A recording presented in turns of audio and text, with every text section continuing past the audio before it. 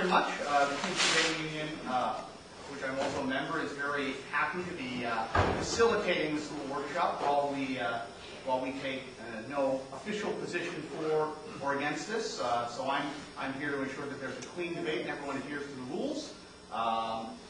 Gabrielle will be speaking first for 7 minutes. Sarah will have a 10-minute response followed by a 3-minute rebuttal. So we all add up to the same number. I'll be ensuring that everyone stays on topic. So without further ado, let's get underway.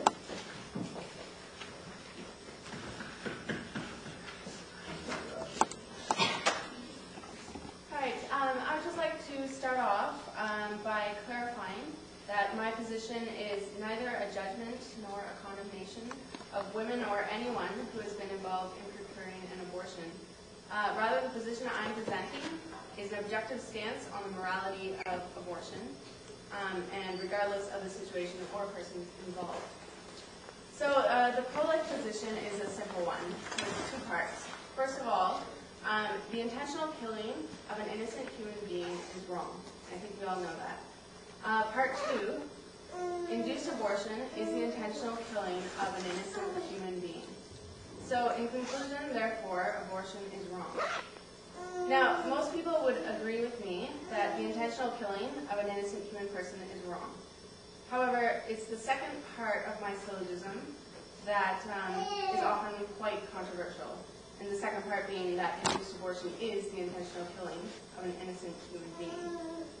So the point of utmost importance then in this debate that we need to consider is whether or not abortion is the intentional destruction of a human being. And so the most important question in need of an objective answer is, what is the unborn? So if the unborn is not human, then abortion isn't a problem. If it's not a human being, it's the same as any other surgery that takes place. So, however, if the unborn is a human being, then abortion is killing a human person and cannot in any circumstance be justified. So what does Canadian law have to say about abortion? Well, Canada is one of the only countries in the world without an abortion law. In the Morgenthaler decision of 1988, the law that had existed was struck down and no law was put in its place. So what does this mean? In the absence of law, there are no regulations governing abortion. It is available through all 9 months of pregnancy up until the moment of delivery. So a day before a woman is due, no one's going to dispute with her that she's having a baby. They're going to be like, oh, maybe, I wonder what she's going to deliver. She's going to deliver a baby.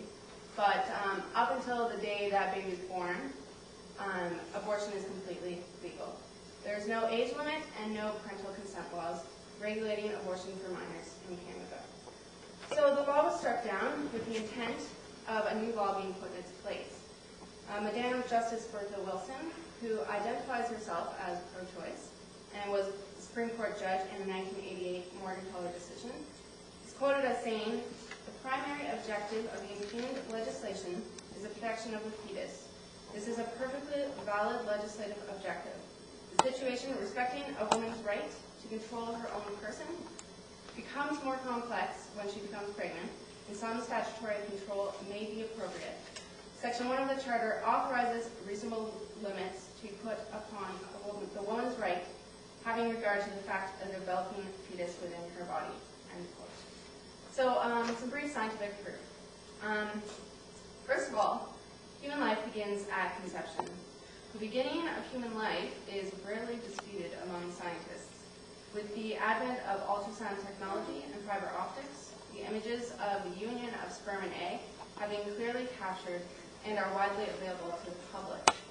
So when the chromosomes from the mother combine with chromosomes from the father, they form a complete DNA chain, which marks the point of total substantial change. So something has come into existence which did not exist before. And the claim that human life begins sometime after conception is imprecise and it's arbitrary. Dr. Moore and Dr. Persaud's embryology textbook, called Before You're Born, which is widely used by medical students, including those here at Queen's, states that human development is a continuous process that begins when the ovum from a female is fertilized by the sperm from a male. It goes on to say that development is a continuum that begins at fertilization. So the newly conceived embryo is individual and distinct from the father and mother. It is clearly alive because it's growing, it has metabolism. So furthermore, it's completely self-contained, and it has everything necessary to proceed through the full series of human development. And it has the inherent capacity to actualize his or her own nature. And what is that nature? Well, according to the law of biogenesis, all living things reproduce after their own kind.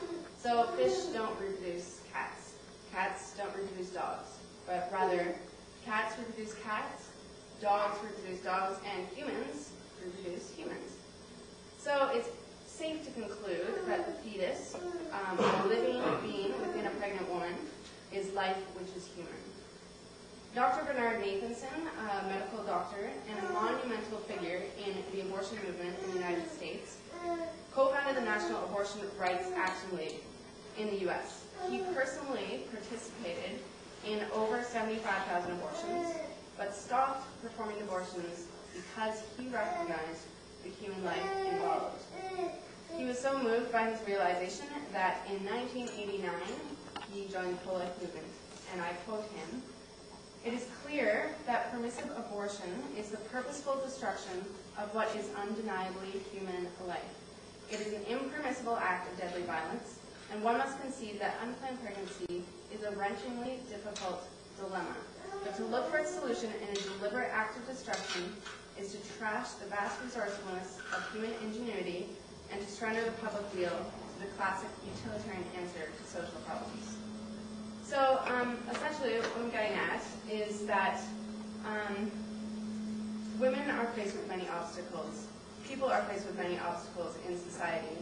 And many women in a crisis pregnancy face financial difficulties, relationship problems, physical issues, you name it. Pregnancy is not easy. So the issue then that we're faced with is not whether difficult life circumstances exist. They do. But the issue then is whether one may kill innocent human beings as a way of dealing with those circumstances.